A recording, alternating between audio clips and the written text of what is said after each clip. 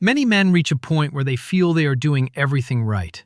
They train regularly, they eat carefully, they prioritize sleep, they follow advice that appears sensible and disciplined. Yet, progress stalls. Energy remains low. Body composition resists change. Hormonal improvements never arrive. This creates frustration because effort is high and results are absent. From a systems perspective, this situation is not paradoxical. It is expected. The body does not respond to effort in isolation. It responds to total load. When effort accumulates without sufficient recovery margin, the system adapts by becoming conservative. Hormonal output shifts toward preservation rather than expansion. This is where many men make a critical error. They assume the solution is more discipline, more training, tighter nutrition, fewer calories, more structure. But increased pressure on an already constrained system rarely restores function. Instead, it reinforces the signals that triggered suppression in the first place. The hormonal system prioritizes survival, not optimization. When energy availability feels uncertain, when stress is chronic, or when recovery debt accumulates, the body reallocates resources.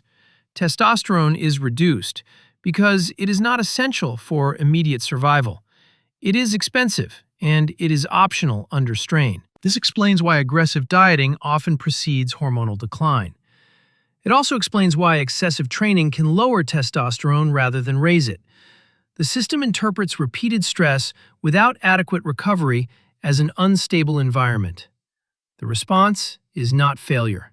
It is adaptation. This pattern is especially common in men who have been consistent for years. Early improvements reinforce the belief that effort always pays off.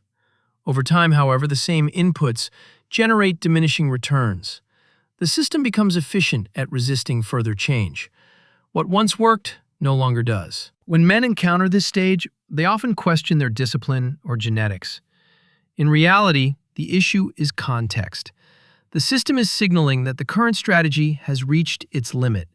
Continuing in the same direction only deepens the constraint. Understanding this shifts the focus from trying harder to thinking differently. Progress does not come from more pressure. It comes from restoring balance within the system. That requires recognizing when effort has become counterproductive. This is why doing everything right can still fail. Because the body is not judging intentions. It is responding to signals. And when those signals indicate overload, hormonal systems adapt accordingly.